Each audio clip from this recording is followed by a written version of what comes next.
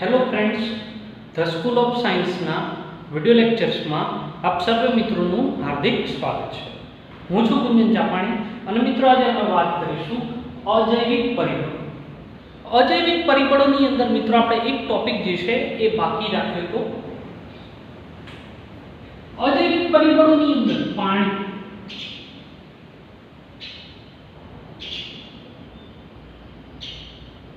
એમના વિશે જે છે એ આપણે વાત કરતા હતા।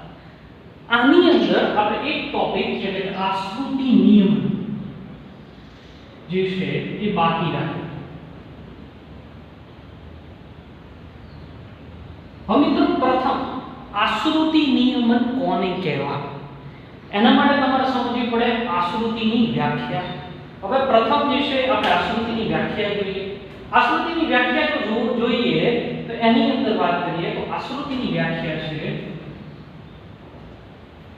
કે ઓછી સાંદ્રતાથી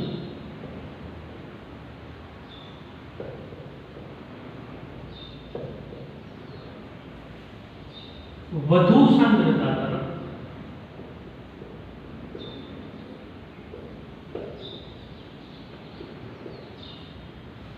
દ્રાવકના અણુ, કોના અણુ મિત્રો સમજો, દ્રાવકના અણુ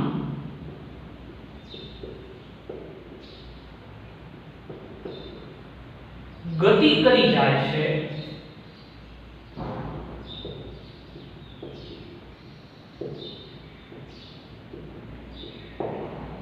આ પ્રોસેસને આપણે કહીએ છીએ આશ્રુતિ। કેવી સાંદ્રતા તો કે ઓછી સાંદ્રતાથી કેવી સાંદ્રતા તરફ તો કે વધુ સાંદ્રતા તરફ। કોના અણુ તો કે દ્રાવકના અણુ। હવે અહીંયા સમજો આપણો પોઈન્ટ શું છે, આશ્રુતિ નિયમન। બીજા શબ્દોમાં એને કહેવામાં આવે ઓસ્મો રેગ્યુલેશન। શું કહેવામાં આવે? ઓસ્મો રેગ્યુલેશન।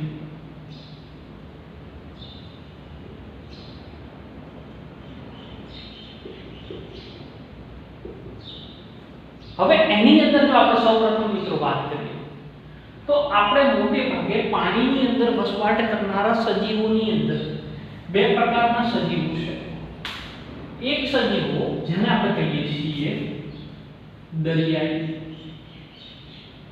પ્રાણી। કેવા પ્રાણીઓ? દરિયાઈ પ્રાણી। અને બીજા એવા પ્રાણીઓ કે જે કઈ જગ્યાએ વસવાટ કરે છે? મીઠા જળ અથવા તો મીઠા પાણી વસવાટ કરતા પ્રાણી।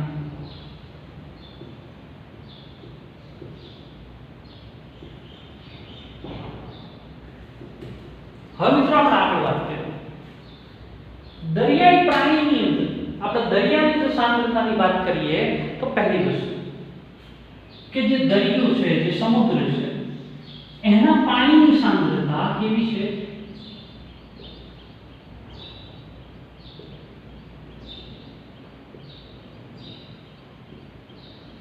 વધુ છે।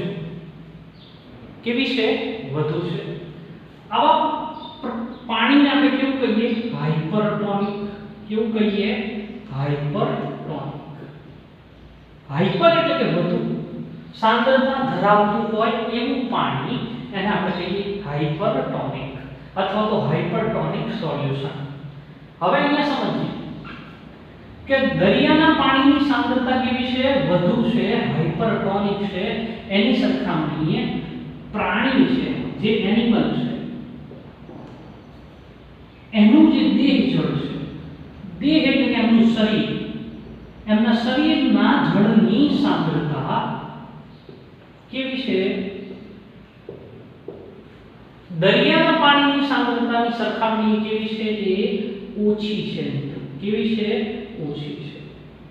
તો આવા પાણીને આપણે કેવું કહીએ? તો હાઇપોટોનિક। કેવું કહીએ? હાઇપોટોનિક।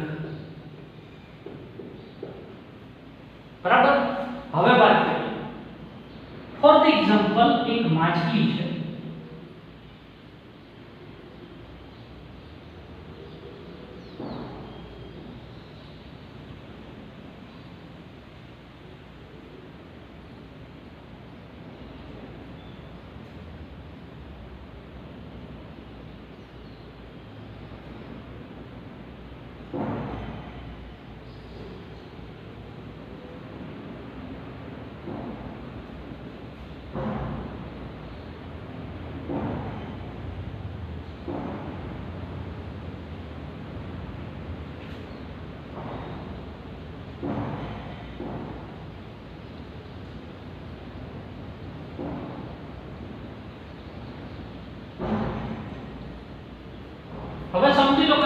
આ એક માછલી છે કે જે ક્યાં વસવાટ છે એમનો દરિયાની અંદર જે છે એમનો વસવાટ છે. હવે એ શું કરશે તો કે પહેલી વસ્તુ કે અહીંયા દેહજળની સાંદ્રતા, કોની દેહજળ ની સાંદ્રતા કેવી છે? ઓછી છે.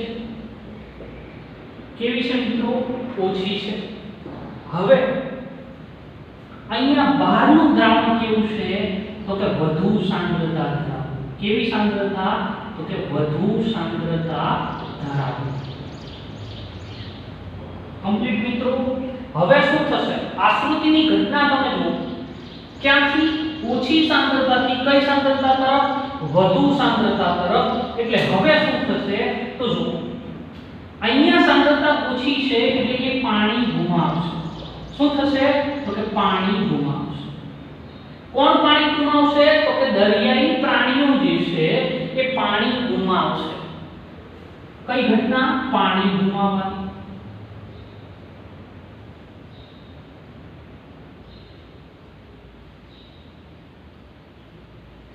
હવે જો પાણી કઈ બાજુ આવે છે? બહારની તરફ.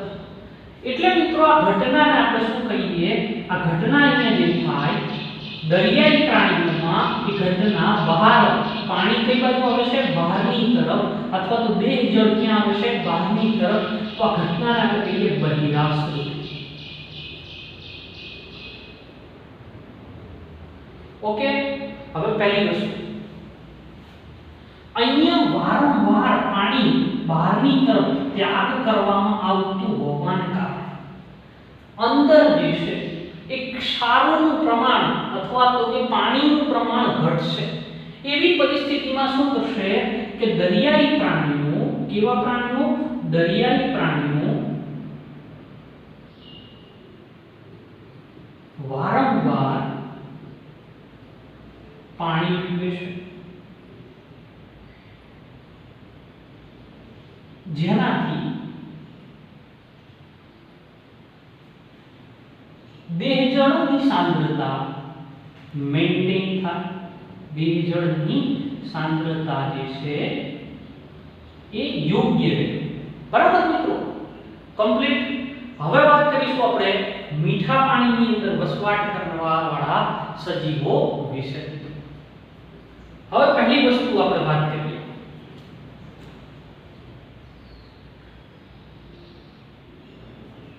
મીઠા પાણીમાં વસવાટ કરનારા પ્રાણી. હવે એની અંદર આપણે સૌપ્રથમ વાત કરવી હોય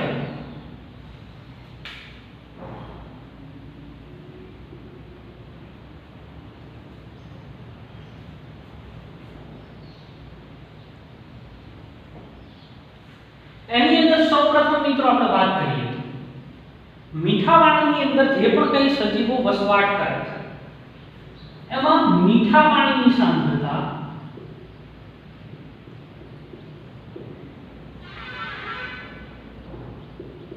જે પાણીની અંદર તેમનો વસવાટ છે પાણીની સાંદ્રતા કેવી હોય તો કે ઓછી હોય. કેવી હોય? ઓછી હોય. આવા પાણીને કેવું કહેવામાં આવે મિત્રો? હાઇપોટોનિક. કેવું કહેવામાં આવે? હાઇપોટોનિક. બીજી વસ્તુ, આ થયો પહેલો મુદ્દો. બીજો મુદ્દો, તેની અંદર વસવાટ કરનારા પ્રાણીની દેહજળની સાંદ્રતા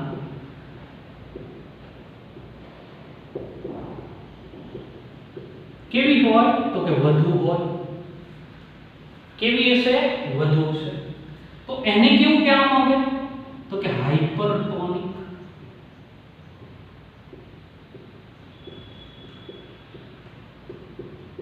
હવે મિત્રો અહીંયા બે શબ્દ સમજવાના છે તમારે. એક છે હાઇપો અને એક છે હાઇપર. આગળ પણ આપણે ધોરણ 11 ની અંદર પણ મિત્રો વાત કરી ચૂક્યા છીએ. હાઇપર એટલે કે વધુ સાંદ્રતા, હાઇપો એટલે ઓછી સાંદ્રતા અને આઇસોટોનિક. આઇસોટોનિક એટલે સમસાંદ્રતા. હવે થશે શું? જો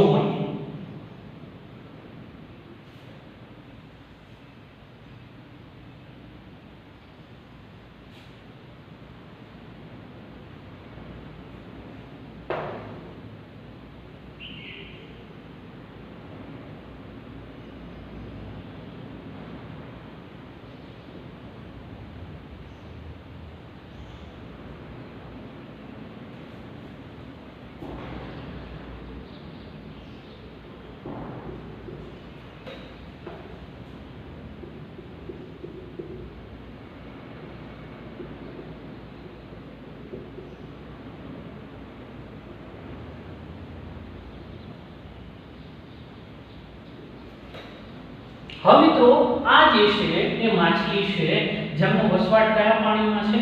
મીઠા પાણીમાં. તો અહીંયા દેહજળની સાંદ્રતા કેવી છે? દેહજળની સાંદ્રતા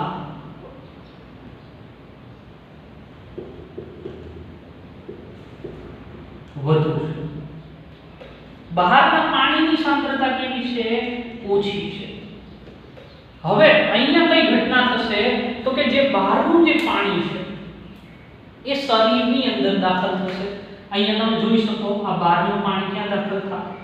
શરીરની અંદર દાખલ થાય. હવે જો આ પાણી દાખલ થતું જ રહે મિત્રો તો એવી પરિસ્થિતિમાં આ જે પણ કંઈ પ્રાણીઓ છે આ પ્રાણીઓ જે છે એ ફૂલી જાય અને કોષો જે છે એ તૂટી જાય એવું ન બને માટે શું વ્યવસ્થા છે જોઈએ. હવે અહીંયા જે ઘટના થાય છે આ ઘટના કઈ છે તો કે અંતઃ આશ્રુતિ. કેવી આશ્રુતિ? અંતઃ આશ્રુતિ. ઓછી સાંદ્રતાથી વધુ સાંદ્રતા તરફ દ્રાવકના અણુ જાય છે એટલે કઈ આશ્રુતિ? અંતઃ, કારણ કે અંદરની તરફ પાણીનો પ્રવેશ છે. બીજી વસ્તુ હવે થશે શું તો કે આ પાણીનો ત્યાગ કરવા માટે શું કરશે? વારંવાર મૂત્ર ત્યાગની ઘટના કરશે. બીજી વસ્તુ મિત્રો વારંવાર મૂત્ર ત્યાગ કરશે માટે સાંદ્રતા જે છે અંદર જે વધુ પાણી છે એને શું કરી શકાશે? ઘટાડી શકાશે. અહીંયા શું કરવામાં આવશે?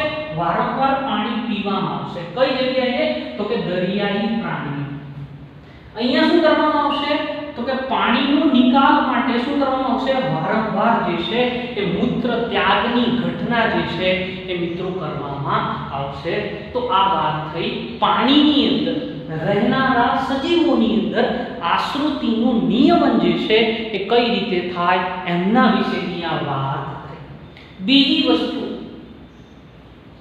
અહીંયા મિત્રો નોંધી લેવી કે આવા પ્રાણીઓમાં ખાસ કરીને માછલીઓની અંદર ઝાલર ફાંટ અથવા તો ઝાલર. હવે પહેલી વસ્તુ ઝાલર કોને કહેવાય?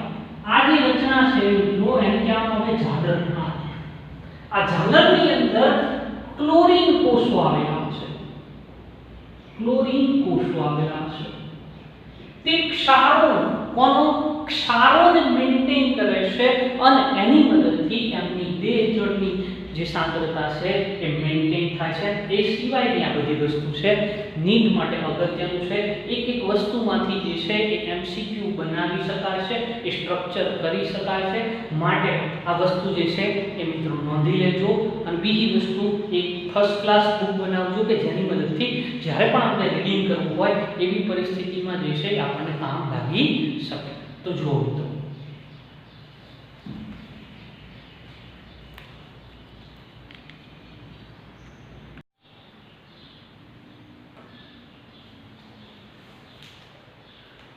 ભૂમિ અથવા તો જમીન વિશે વાત કરીએ તો ભૂમિ અથવા તો જમીન જે છે મિત્રો એ કેવી હોય તો કે દરેક જગ્યાએ પૃથ્વી ઉપર એ અલગ અલગ છે. આના માટેના ઘણા બધા કારણો છે. પહેલી વસ્તુ કે જમીન શેની બનેલી હોય તો કે જમીન જે છે રેતી, માટી, કાંકરા, કાંચ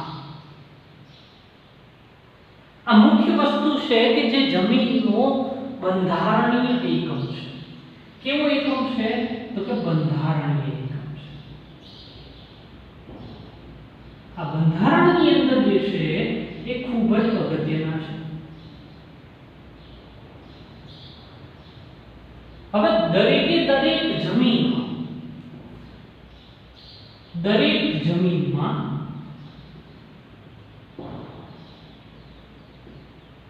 આ બંધારણીય જે એકમો છે રેતી, માટી, કાંકરા, કાંપ, કપચી વગેરેનું પ્રમાણ અલગ અલગ. તે પ્રમાણ કેવું? અલગ અલગ.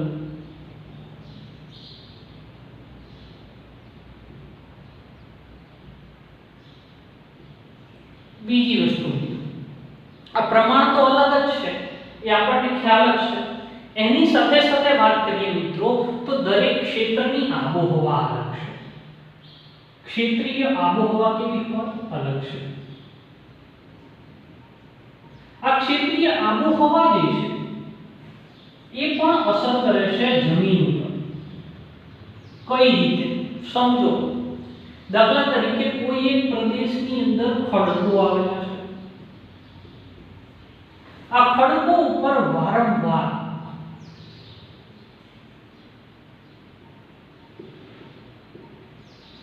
ગરમી, ઠંડી, વર્ષા આ બધાની અસર થાય છે. આ બધાની શું થાય છે?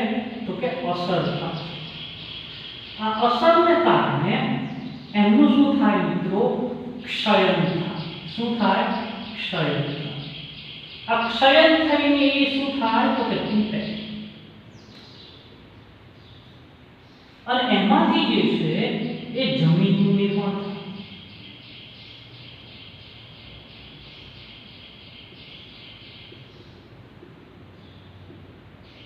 એક વસ્તુ કમ્પ્લીટ. આ રીતે જમીનનું નિર્માણ થાય.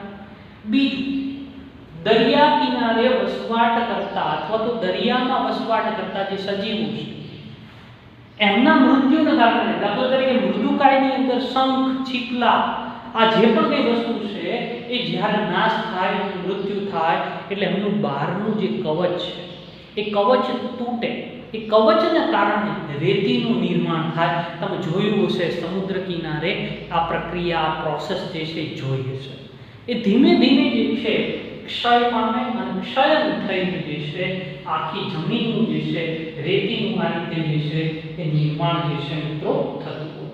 આ સિવાયની પ્રોસેસની વાત કરીએ તો અહીંયા જે છે આખી જે પ્રોસેસ છે ક્ષયની, એની અંદર જો આપણે વાત કરીએ તો અહીંયા જે રેતી, માટી, કાંકરા, કાંપ આ બધાનું પ્રમાણ જે છે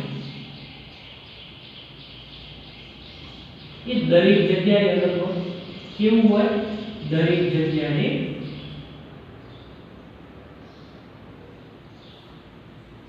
અલગ અલગ.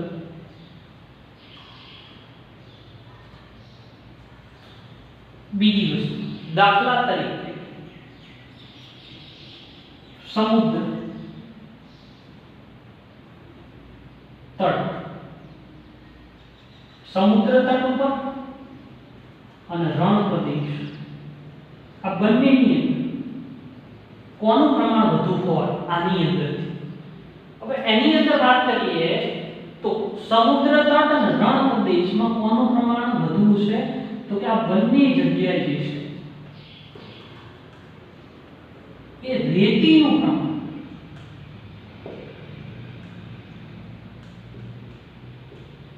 સૌથી વધુ. બીજી દરેક વસ્તુ જે છે એ ઓછી હશે. દાખલા તરીકે નદી વિસ્તારમાં જઈએ. કયો વિસ્તાર? નદી પ્રદેશ. તો ત્યાં કાંપનું પ્રમાણ વધુ છે. દાખલા તરીકે પર્વતીય ક્ષેત્ર,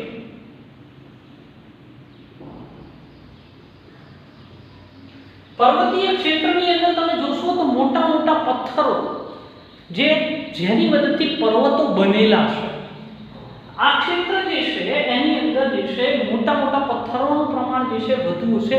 અને આ પર્વતીય ક્ષેત્રની જમીનો તમે જોશો તો ત્યાં મિત્રો કોનું પ્રમાણ વધુ છે? કાંકરાઓનું પ્રમાણ, મોટી મોટી આવડી જે છે પથ્થરોનું પ્રમાણ જે છે એ વધુ છે. બીજી વસ્તુ વાત કરીએ.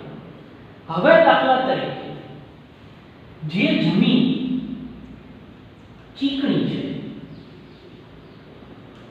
તેની અંદર માટીનું પ્રમાણ કેવું છે? વધુ છે. કોનું પ્રમાણ? માટીનું પ્રમાણ કેવું છે? વધુ છે. તો આ વાત થઈ કે દરેકે દરેક જગ્યાએ જે છે એ જમીનનો નમૂનો જે છે એ મિત્રો કેવો હોય? તો કે અલગ અલગ હોય. કોઈ જગ્યાએ એ સમાન રચના ધરાવતો હોતો નથી. બીજી વસ્તુ કે એની ઉપર સૌથી અગત્યનું પરિબળ કોણ અસર કરે છે તો કે જે તે પ્રદેશની આબોહવા અસર કરે છે એને કારણે ક્ષયની પ્રકૃતિ થાય છે એને કારણે જે છે એ ખડકો તૂટે છે અને જમીનનું જે છે નિર્માણ થાય છે આવું આપણે વાત કરી ગયા હવે બીજી વસ્તુ દાખલા તરીકે રણ વિસ્તારની અંદર આપણે વાત કરીએ કેવો વિસ્તાર તો કે રણ વિસ્તાર રણની અંદર જે છે એ પવનને કારણે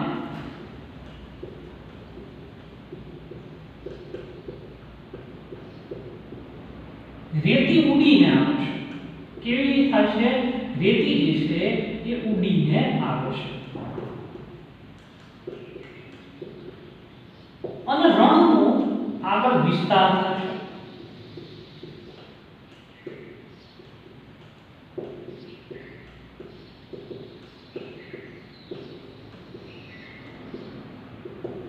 હવે મિત્રો સમજો આપણે ત્યાં જે બાવળ છે આ બાવળ જે છે મૂળ ઇન્ડિયન નથી જે ભારતમાં નહોતું એ બહારથી રણને અટકાવવા માટે જે છે એ લઈ આવવામાં આવ્યો હતો પણ અત્યારે જે છે ઘર કરી ગયો છે એ જતું નથી તો રણને અટકાવવું જે છે એ ખૂબ જ અઘરું છે કે પવનને કારણે એની ધૂળ જે છે આગળ આવે એની રેતી જે છે એ આગળ આવે એને કારણે જે છે મિત્રો રણનો વિકાસ થાય હવે બીજી વસ્તુ આ જે જમીન દરેકે દરેક જગ્યાએ જે છે અલગ અલગ છે દરેકે દરેક જગ્યાએ એ જમીનની અંદર ઇનલેન્ડ વોટર એટલે કે પાણીના સ્ત્રોત જે છે એ પણ અલગ અલગ છે દરેક જગ્યાએ સરખા પ્રમાણમાં પાણી નથી બીજી વાત કરીએ તો આ જે આખી વસ્તુ છે આ એની જે પ્રતિકૃતિ છે એ પ્રતિકૃતિને કારણે શેના કારણે આ જે પ્રતિકૃતિ છે એમને કારણે દરેકે દરેક જગ્યાનો જમીનનો નમૂનો દાખલા તરીકે આપણે વાત કરીએ તો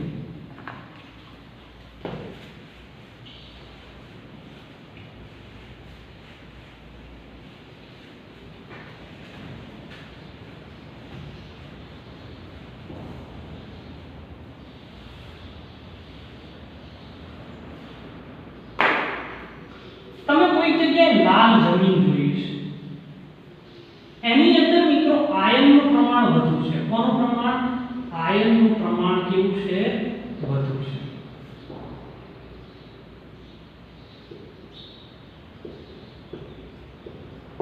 હવે બીજી વસ્તુ આટલી બધી જમીનની તમે વાત કરી દાખલા તરીકે તમે જુઓ કે જમીન જે છે એમની પાણી ધારણ કરવા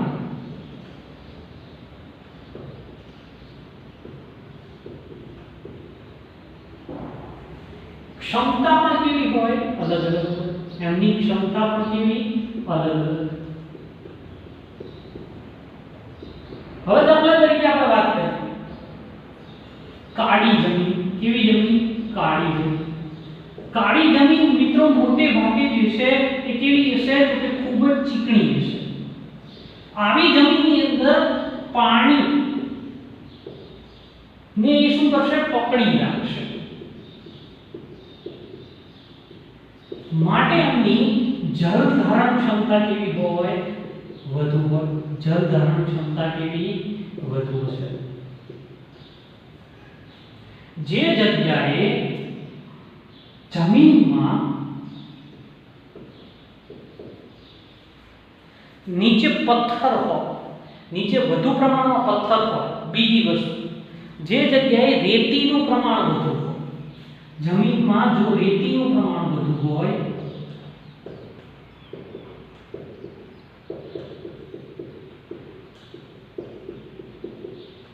તો એમની જળ ધારણ ક્ષમતા ઓછી હશે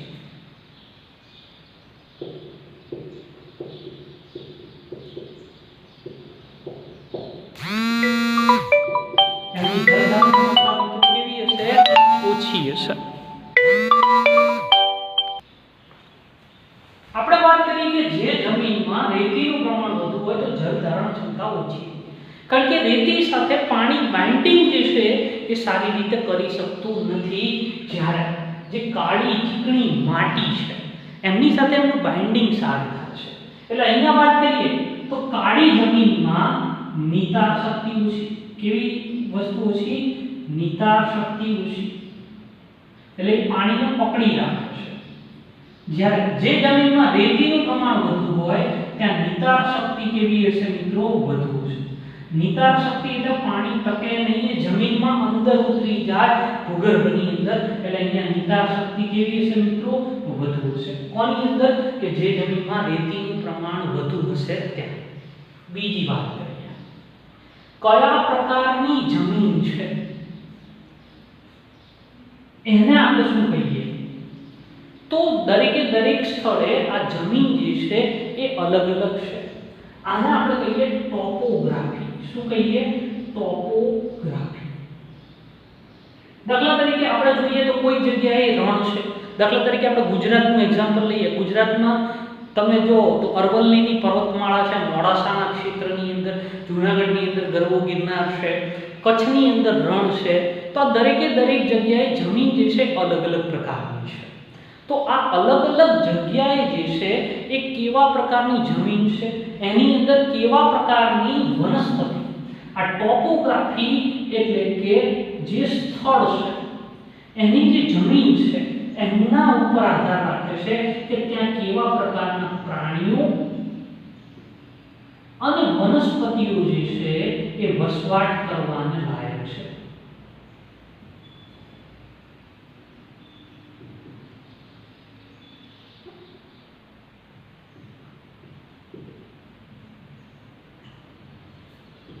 મિત્રો આટલું નોંધી લેજો, બરાબર. હવે આગળ વાત કરું થોડીક. હવે મુખ્ય વસ્તુ મિત્રો કે દરેક જમીનનું બંધારણ સરખું નથી. હવે દાખલા તરીકે આપણે વાત કરીએ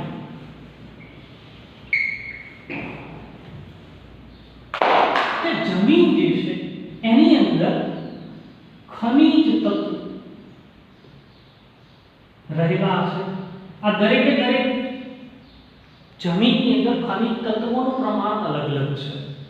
બીજી વસ્તુ, જમીનની pH જે છે એ દરેક જગ્યાએ કેવી હશે? અલગ હશે. બીજું, એમનું પોત અથવા તો બંધારણ એ કેવું છે? તો કે અલગ અલગ છે.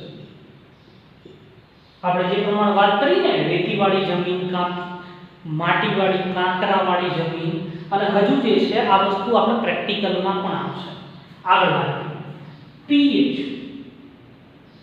દાખલા તરીકે દરિયા કિનારાની આસપાસની જમીન,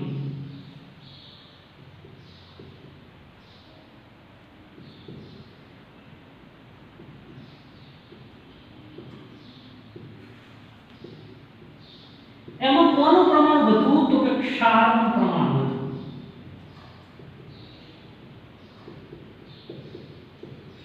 તો જે જગ્યાએ ક્ષાર છે એ જમીનની pH કેવી હશે? તો કે બેઝિક હશે. કેવી હશે? બેઝિક હશે. ઓકે. બીજી વસ્તુ, દાખલા તરીકે આપણે વાત કરીએ રણ પ્રદેશ, કચ્છનું રણ. કચ્છના રણની અંદર મિત્રો જે જમીનની pH હશે એ કેવી હશે? તો કે બેઝિક હશે. કેવી હશે? બેઝિક હશે. શાના માટે? કારણ કે આપણા રણમાં એક ટાઈમ એવો હતો કે જ્યારે દરિયો હતો એટલે ત્યાં સફેદ રણ એવું કહેવામાં આવે છે. હકીકતે એ સફેદ નથી, એક ક્ષાર છે કે જેને હિસાબે કેવું દેખાય છે? સફેદ દેખાય છે મિત્રો. તો જે પ્રમાણે જમીન છે એ જ પ્રમાણે જે છે. હવે ખનિજ તત્વોનું પ્રમાણ કઈ જમીનમાં વધુ છે? કે જે પર્વતીય ક્ષેત્રો છે એમની જમીનોની અંદર ખનિજ તત્વોનું પ્રમાણ ખૂબ જ બહોળા પ્રમાણમાં છે. ઓકે મિત્રો. બીજી વસ્તુ, એમની જે આસપાસના ક્ષેત્રો છે ત્યાં એનું પ્રમાણ વધુ છે. આપણે વાત કરી કે લાલ જમીનની અંદર જે છે એ કોનું પ્રમાણ વધુ છે? આયર્નનું પ્રમાણ જે છે એ વધુ જોવા મળે છે. તો આજના વિડિયો લેક્ચર્સમાં આટલું. વધુ ચર્ચા જે છે એ આવતા વિડિયો લેક્ચર્સની અંદર કરીશું. ત્યાં સુધી થેન્ક યુ. આભાર.